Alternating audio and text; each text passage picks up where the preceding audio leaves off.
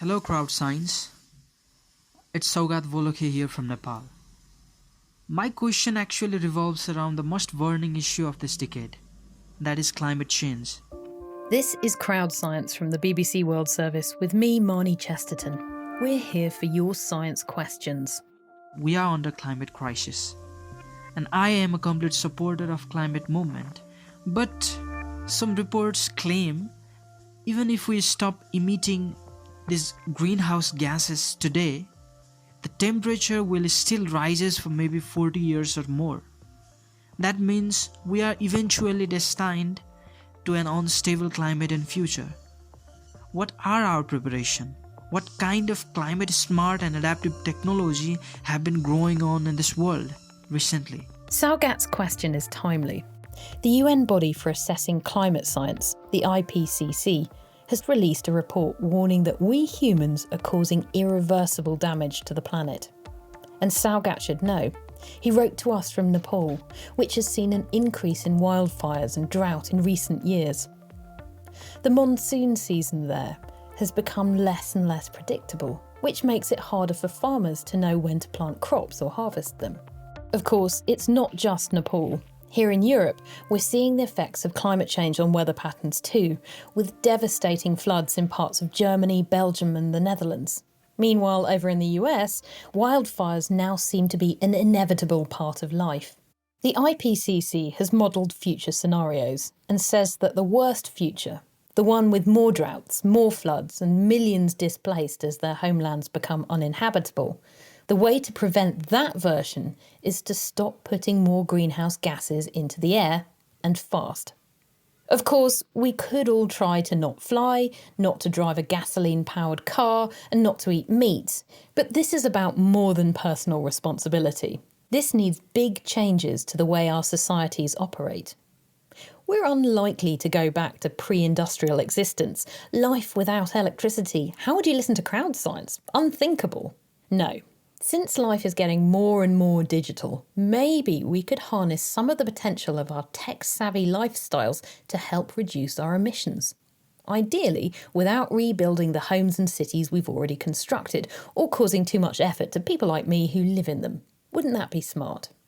Well, in today's show, we're going to investigate 3 areas where smart tech might just be able to help. First, though, let's look at what's producing most of the greenhouse gases. Generally speaking, the direct emissions come from transport, from buildings, from industry, and from agriculture and forestry. That's Professor Srinivasan Keshav from Cambridge University, explaining that we humans are responsible for emitting around 40 billion tonnes of CO2 into the atmosphere every single year. And CO2, or carbon dioxide, is the most common of the greenhouse gases. It might surprise you to know that Keshav isn't a climate scientist. He's a data guy. You might be thinking, what does computer science have to do with global warming? Well, Keshav's one of a growing number of people using clever computing to help us cut our carbon emissions in all sorts of ways. So listener Saugat is right on the money. A recent report that came out from the World Economic Forum identified digital technology as being probably the world's most powerful influencer to accelerate action, to stabilize global temperatures below 2 degrees. And other people have identified the digital sector as having the potential to reduce fossil fuel emissions by 15% by 2030. And it comes from the fact that we can use digital technology to make things more efficient. This idea of efficiency is key. As we'll hear throughout this show, it means we don't need to build a new environmentally friendly world from scratch. We just need to use what we have, but better. When I say what we have, I'm talking about the infrastructure. The transport network, the power grids, the buildings, all of it can be made to work much more effectively, saving precious energy. So let's start with the sector that actually produces the energy, because currently it's responsible for more than 70% of our greenhouse gas emissions. That includes the energy that powers big industry, heats and cools our buildings, and fuels our cars. It also powers the tech that aims to radically reduce those emissions. I mentioned smart technology earlier, and you may be wondering what makes any of the new developments we'll be discussing smart. Keshav says it's a term to be taken with a big dose of cynicism. Smart is a marketing term. It doesn't really mean anything. If I say I have a smart home, that means everybody else has a dumb home, obviously, right? So if anybody says they have a smart anything, I would say, look twice. They're probably trying to, Whack an extra probably trying to fool you. $50 on the price of your whatever it is. Exactly. At some level, smartness has to do with the incorporation of digital technologies into the system. So it's somehow responsive to your wishes and to your presence. So, yes, calling something smart might just be a way of selling us more stuff, but it's still useful as a way of describing how much more reactive things can be to our needs when artificial intelligence is built in. Keshav uses an example of a home heating system to explain how. It is onerous for you to keep changing the temperature when you leave home and you come back home, etc. What a smart thermostat, what they do is they observe that, you typically leave home around 9 a.m. and you typically come back around 5. All right, let's go and change the temperatures. And without you having to do anything, it becomes responsive to your occupancy. Smart thermostats, like the one Keshav's talking about, are commonplace these days. Maybe some of you have even got one, in which case, well done, you're almost certainly using less energy to keep warm. But don't feel too smug yet, because if that home heating system is powered by fossil fuel, and globally most heating systems are, then both digging it out of the ground and burning it produce carbon emissions. To decarbonise, to take carbon dioxide out of the equation, we need an alternative. Like wind power. Here in the UK, renewables like wind and solar, even wave power, are already providing just under half our energy needs. But they don't always work as efficiently as they could, and some companies are using artificial intelligence to try and change that. Here to explain how is former crowd sciencer Greer Jackson. Hi, Greer. Hi, Marnie. The reason we've asked you to come back is because you've now got your own show, also on the BBC World Service, about climate change. What's that called? The Climate Question. We basically look at why we find it so hard to save our planet, like what's holding us back from taking action. So you're the perfect person to talk to about a project linking renewable energies to smart tech. I mean, there are really high hopes for renewable energy as one of the big solutions to climate change, but there are some problems. There's always a problem, isn't there? Of course, yeah. And it's something experts call intermittency. I'm going to let Inas Abohamed explain that. She's an award-winning scientist, originally from Palestine, but she now lives in the UK, where she co-founded a company called H2Go Power. Renewable energy is intermittent by its nature because we're dependent and relying on the weather, when the sun shines and when the wind blows. And these by nature are not 24/7 reliable, constant. And that means that demand doesn't always meet supply of renewables. It can mean that we get blackouts. But on the other hand, it means that when the sun is up and we were producing all that power, or when the wind is blowing and we're producing power, we might not be able to use that energy. There's no demand for it. And so it's wasted. That is absolutely true.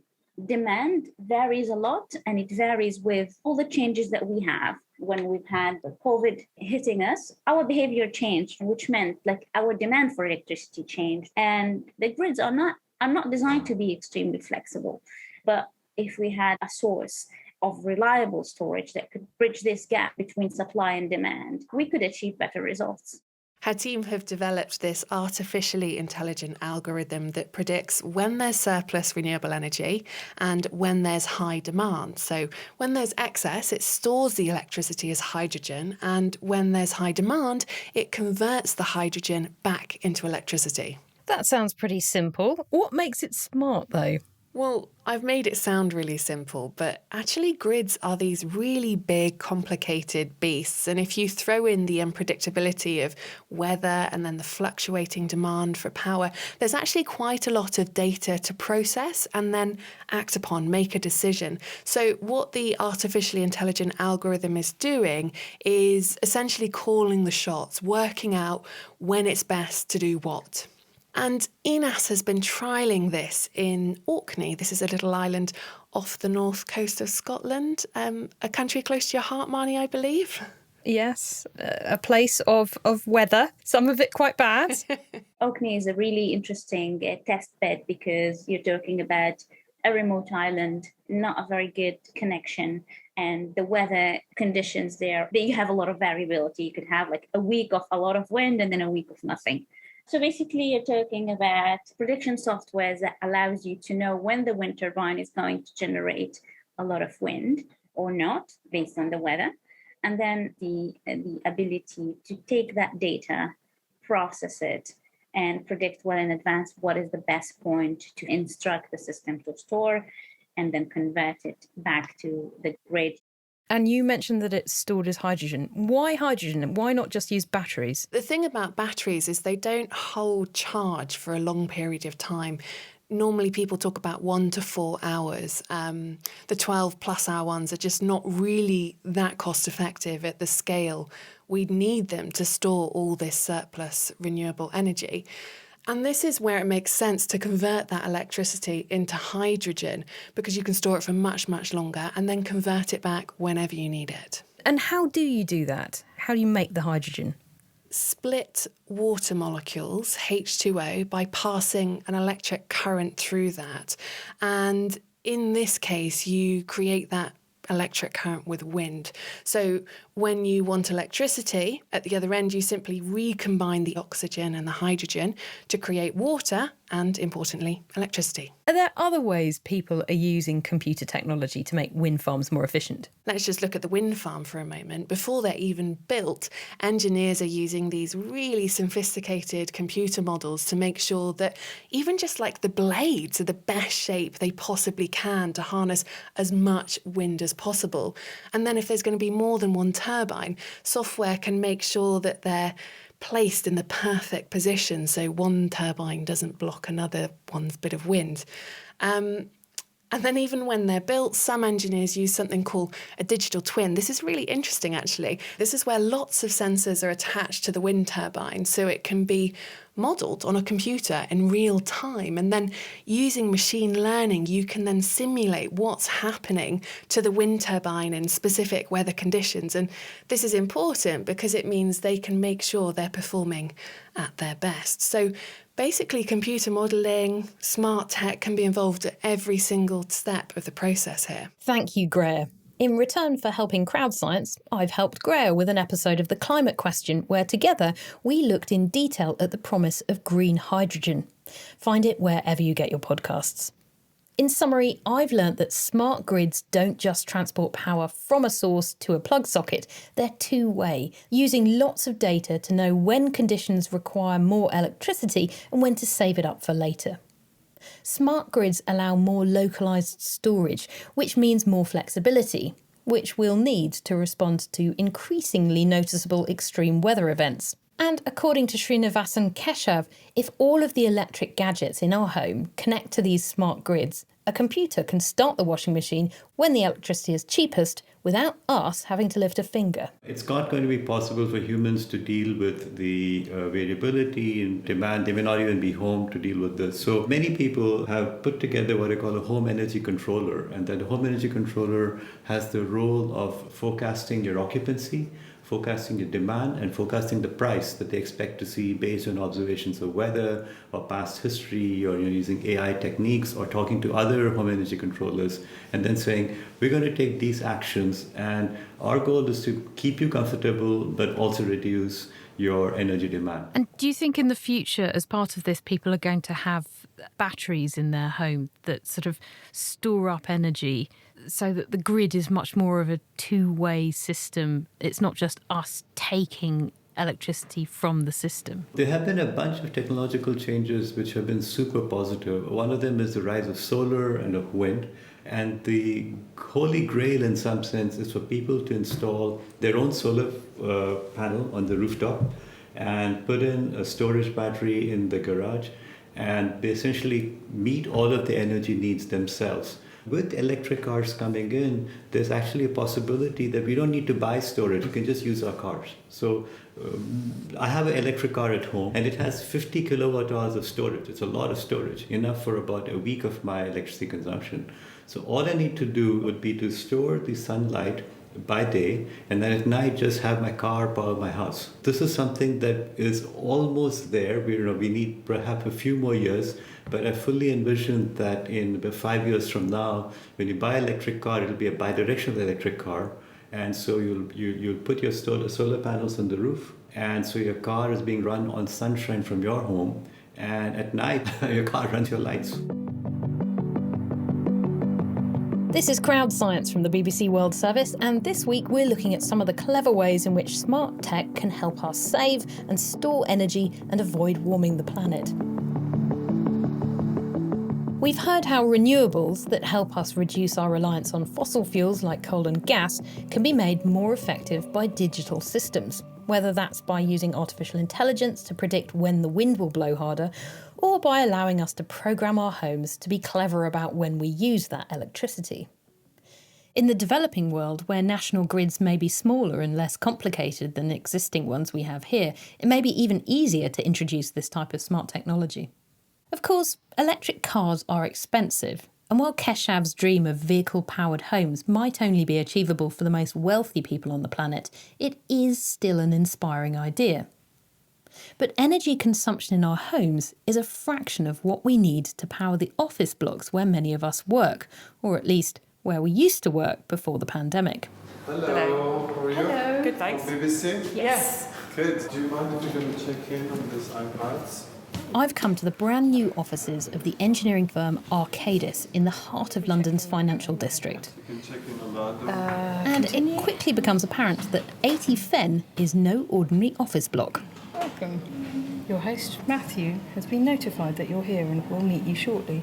Take a seat. Hello. Hello. Matthew, can I get you a drink or anything? Oh my lord, you've got a touch screen. Smart building, right? Smart building. Do you cocktail? It's on Version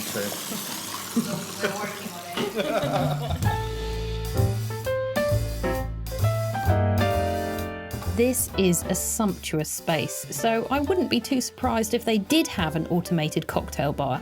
The whole building has a futuristic feel to it, from the wall made of LED screens to the touchscreen coffee hubs. There's also a lot of greenery, plants everywhere, and they're not just for show. Arcadis' head of technology, Matthew Marson, says there's a lot more to this place than meets the eye. I think of a smart building as giving you all sorts of outcomes to do with sustainability, to do with space, and for sapiens. So that means that the technology uses data and the sorts of insights to do something that's quite cool for, how everything operates. Not very articulate, that, but hopefully you get the point. No.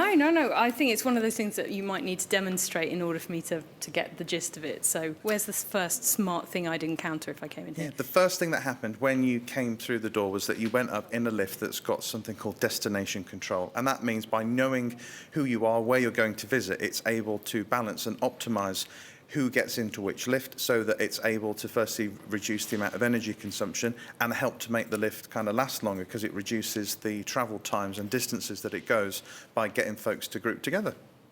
We'll go around into the canteen. So one of the ways in which we've designed this office here is all to do with collaboration. And in order to deal with a space that's like that, can be quite challenging, which is why you need some of the sort of smart building software in the first place to make that happen. That software is actually a massive computing system designed to process loads and loads of real-time information about how the building is being used. Everyone who works here has a smartphone, which they use to book meeting rooms, control the temperature in a specific area, open a locker, and even find out where their colleagues are at any given time. And dotted all over the ceiling are little sensors that measure all sorts of different things. We've got around 8,000 sensors across the building generating 1.85 million points of data a day so that we can balance all of that sort of stuff. And some of the things that we're looking for include humidity, temperature, CO2, volatile organic compounds, as well as things like PM2.5. And it's able to give us a score to reassure folks that we're providing a very healthy space for us to be in. As you see, this is now going down the score because Is it because I'm breathing on it? Exactly, because we are giving it carbon dioxide, which will mean that you see the machinery above your head will start to ramp up to give more fresh air into the space to react to what we're doing here. OK, it's all sounding smart so far. What else have you got to show me? We'll take you upstairs now. We're in the winter garden right now, and this is where the lighting strategy, you can just about see it because it's not particularly bright outside. In the lighting system that we've provided, we're expecting to save about 60% from a normal system, and it works on kind of three ways. So firstly, the fact it runs on LEDs rather than anything a bit more traditional. The second is that from the occupancy sensors that you can see, it's able to tune on the basis of who's here and who isn't. And then thirdly, it does something called daylight harvesting, which means it will only top up synthetic light in addition to what the sun isn't providing. So you can just see around the edge, although it's a bit kind of overcast today, that it's definitely dimmer than what it is inside. So the lights above us, are they going to switch off once we've disappeared? Exactly. They will give us a little bit of linger time to make sure it's just not that we're being really still and focused, and then they will wind down. I think we've got them at the BBC. They just kind of, if you're working late in the evening, you need to kind of swing your arms about, because otherwise you're sitting there in darkness. Yours sound like they're done on something called passive infrared, which means it has to like see motion of some sort, whereas ours detect infrared. They can see that we've got like a person that's an alive blob. Oh, and so that's how way it knows to keep them on. cleverer. Because the thing when you're editing late at night is you're not moving, you're staring at a computer screen. And then it gets spooky, particularly in winter. It does, yeah. Do you know how much energy a building normally takes to run? Per square metre per year for a commercial building, we're looking at about 160 kilowatt hours. The challenge for buildings going forward will be as to how they operate with net zero, because I'd expect that to be more at the kind of 55 mark for something that's achievable to replace with renewables. So we're basically asking quite a lot from our people and the way that buildings operate to be able to do it. Typically, 40% of your energy comes from your heating, ventilation and air conditioning, 5% from your lights and 55% from your plug load. So to get to net zero, we're basically saying we'll swelter in the summers and freeze in the winters. We'll have to buy some candles so that we can see what we're doing. And we have to ask everybody to pre-charge their devices before they come to the office, which doesn't really solve the issue. It just moves it to somewhere else. Right, okay. Are you saying that net zero is not feasible unless you have a huge amount of solar panels and wind turbines on the roof and things? It's absolutely feasible, and I think any kind of company that isn't using something like HVAC analytics really needs to open their eyes as to the power of what it can do. And that's something that we've baked into the design of this building. So collecting the data from those 8,000 plus sensors that we have, we're able to use some proper cloud scale intelligence to look at ways in which we can reduce our energy consumption. All those things add up to what I would expect to be about a 20% saving across the entire usage of electricity. So it helps us to get down to that key 55 number. And you said 8,000 sensors. I mean, presumably those are all electricity based, and so isn't there a huge cost to using a load of cloud storage and algorithms and sensors to monitor the whole situation? Very minimal, and a lot of them are actually battery based. The power requirement is very low, and when you talk about using cloud computing, yeah, there is definitely an energy cost to it, but by using that little bit for the sake of a server versus the 20% we get back for a whole building, that definitely adds up to me. Net zero means adding no greenhouse gases to the atmosphere. What that means in reality is that you balance what you put in with what you take out. So at the moment, some companies claim to be net zero. They still produce carbon dioxide since their buildings use energy, which might not all come from renewables. Then they offset that by planting trees. But, Matthew argues, the intelligence system he's built means that you don't have to use as much electricity in the first place. Many new buildings have some form of renewable energy generator on site, but digital technology isn't just helpful for new buildings. Surrounding Matthew's new office in the City of London is architecture that dates back hundreds of years. And those buildings can be retrofitted with sensors, so they can also optimise the heating and lighting according to which employees are where. Small privacy point. These particular sensors aren't cameras. They just detect you as a living blob. No offence. And the small changes they make in response to how we humans use a building all add up to meaningful efficiency savings. I've said in this show we'd look at efficiency in 3 sectors. We've looked at the energy sector and at buildings, and finally we're focusing on something we've been doing for thousands of years. Farming, essential for feeding and clothing the almost 8 billion people on this planet. But agriculture is a big contributor to greenhouse gas emissions. From the methane belching livestock to the gases produced from using fertiliser, which are also often made from fossil fuels like natural gas, from deforestation to biomass burning.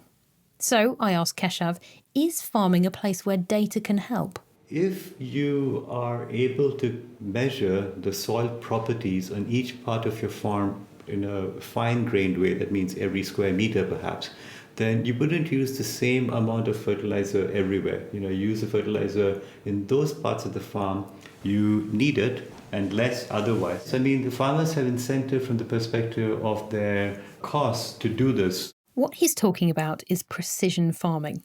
It's becoming more and more common in the West, where it's saving large farms a lot of money. Not only are they using less water, fertiliser and pesticides, but the huge amount of information generated by satellites and soil sensors can help farmers identify the best time to plant and harvest crops. It means less wastage. And, look, there's a theme developing here. That reduces their overall carbon footprint. The World Economic Forum reckons that if these techniques were employed by just a quarter of farms globally, greenhouse gas emissions could be reduced by 10% in this sector over the next decade. So let's look at India, where agriculture is big business. And to find out more, I spoke to crowd science correspondent and determined city girl, Chavi Sachdev. 70% of India lives outside the cities, unlike me, and most of those folks are involved in agriculture and growing food for us and a lot of the world. It's what their parents and grandparents and great-great-grandparents have always done. And that's how their knowledge has also been transferred. For instance, I spoke to Manju Deepak Badekar. Her family owns a quarter of an acre of land about 6 hours away from Mumbai in Kashegaon village. I have 10 guntas or a quarter of an acre of land. We grow sugarcane and peanuts. We also have brown gram or chickpeas. We sometimes grow wheat but no rice. It works the way it's always worked. So, for instance, every year in this season, which is the monsoon season, we know we should grow peanuts. Then after that, sugarcane. Then in the festival of Diwali or Dashera, we go back to peanuts. How do we check whether to add fertilizers or when to water? We can see the insects, they're generally white, and we can see when we should water the crops or not. My in-laws do this and they taught us. We go by the time and season. Round here, it's always been like that. So it's not a sector that I can immediately see there being scope for a digital innovation. But then again, India has a lot of smartphones. Yes, but there is lots of scope. It's not like it's not possible, and that's what we're going to get into. And to understand a little more, I spoke to Dr. Madhurma Sethi, the Indian Council of Agricultural Research. We must understand that 80% of farm holdings in India are fragmented and belong to marginal and small farmers. And these farmers have been farming their small land holdings for centuries. They have been familiar with tilling, cropping, harvesting, and understand their water and soil requirements very well. In recent times, even though their reach to information has increased with the use of mobile phones, and they have access to weather reports and soil health, including sowing advice, that's all they will look at. They will not read subsequent messages sent to them about irrigation practices or what they need to do for water application, etc., because functional literacy is low. Besides that, if you send them precision farming data by way of maps, etc., they are unable to understand them or interpret them in any way. This is the biggest factor holding back adoption of precision farming. I'm getting this picture of there's traditional farming where people just do what they've always done. And then there are these academics and scientists who are saying, look, there are loads of really cool bits of tech that can make you do it better. Is that what precision farming is? So precision farming, as opposed to traditional farming, is when you're using really targeted data and information to make decisions about farming. In India, technology is what it is, and there are lots of companies that have stepped up because they realize it's a big market gap, and they're using digital technology and data to try and improve the situation. One of them is a company called Cropin, which has an app in particular called Smart Farm that aims to be a complete farm management system. So what they do is they use AI and machine learning for everything from geotagging the land to sending weather alerts and prompts and monitoring the process of growing the crops. So if a farmer needs certification, it's all logged. And this is the CTO, Rajesh Jalan. Through our application, the farmers, typically either the farmer or someone whom we call as field officer, captures all the details about that farm, starting with the geolocation, the soil quality. Based on that, an agronomist can really get data on each and every part of the land and how to deal them differently. For example, the agronomist could say that in Gujarat, this is the time to sow. And at the same time, it can say in Himachal, wait for a couple of weeks, because our product will enable them to see the weather conditions are different in both of them. Chavi, I'm really interested to know more about how this app links up to farmers like Manju, who we just heard from at the beginning, who doesn't even have a smartphone. Yeah, that's definitely a challenge, and Cropin knows that literacy and access to smartphones and data is the issue, and they've put in a secondary system where field officers are trained in the community to spread the alerts, like a human alert system. If precision farming were to expand, what kind of effect would this app have on climate change or emissions from farming in India? Well, according to Cropin, the results are astounding. So Jalan says they have 16 million digitized acres with 2 million Indian farmers already. The farmers are reaping 30 to 40% more yield in a sustainable way. And so working with data about soil, about wind and weather patterns means they're using less water, less pesticides. And this also means reduced emissions from overuse of chemicals. 30 to 40%, that's quite impressive. And I'm just wondering, is Cropin the only company doing this, or is this the sort of thing that's becoming really widespread in India? Oh, it's definitely growing. So this kind of smart technology in the sector is called agrotech. I found all sorts of other examples when I was doing my research, from mobile phone technology to run irrigation systems, or a robot-based seed sowing program that's connected to the Internet of Things. The only thing to remember is that all of this relies on farmers having access to smartphones, data networks, and, of course, the ability to read. It's not just illiteracy that's the problem here. I can see how someone like Manju, the farmer that Chavi spoke with, might not be convinced that an app's going to do a better job of telling her when to add pesticides than just using her own eyes to check for bugs on leaves. And with just 1/4 of an acre to farm, it may not seem worth it to invest in the tech. Then you've got to consider that smartphones require data networks, which are notoriously patchy the more remote you get. So is this kind of upgrade to traditional farming really just a rich country thing? Well, Keshav says that the technology doesn't actually need to be that expensive or complicated to have a big impact. Being a farmer in a developing region is one of the most risky businesses you could ever get into. Choosing what crop varieties to plant, when to plant it, how much to water it, when should you harvest it, what to do when you have pests coming in, what kind of fertilizer inputs to use, when to put it in. I mean, really, there's thousands of things you need to take into account. And if you mess up on any one of them, you lose your crop.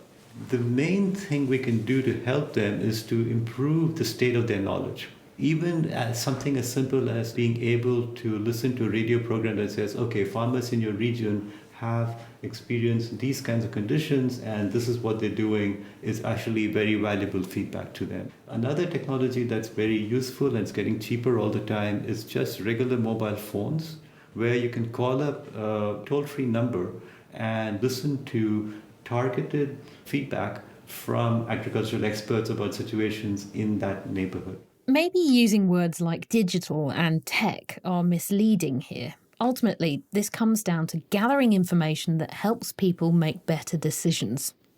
That information can be fed into sophisticated algorithms attached to an app, or it can be stored in a database that's sent out on local radio or via text messages. The World Wide Web is only 32 years old, but analogue life already has an impressive digital carapace, a sort of technological second skin. We're monitoring and connecting life on Earth as never before. And if you think all that data might be creating a carbon footprint of its own, well, good news, because the total amount of energy spent on powering all of the digital technology in the world, that's all of the computers, mobile phones, cell towers, data centres, only comes to about 2% of total emissions. How do we know this? Well, it's thanks to data. Of course, in connecting everything digitally with all this extra information, privacy and security is vital. What happens if digital networks get hacked or data falls into the wrong hands? We didn't have time to get into cybersecurity, but it is worth at least a whole episode on its own, and Crowd Science will come back to it later. As the latest IPCC report lays out a red warning for humanity, I take some comfort in all the people out there using this information to be cleverer, more efficient about the lives we lead. We've shown it can make a difference to the buildings in which we live and work, the electricity grids that power them, or the farming that feeds the planet. All have scope to do the same job, cleaner, greener, and therefore better. Call me an optimist, but I find that encouraging. Perhaps, unsurprisingly, so does Keshav. Each of these underlying systems is a traditional system. These are actually not high-tech systems. By adding to them the ability to analyze data, to do this what-if analysis, what if we did this, what would happen, these old systems get transformed. So these kinds of digital technologies which are getting unleashed upon the world, when used the right way, but the appropriate policies and regulations, I think will make it possible for us to move to a world where we're not going to be in a situation that's absolutely terrible climate change.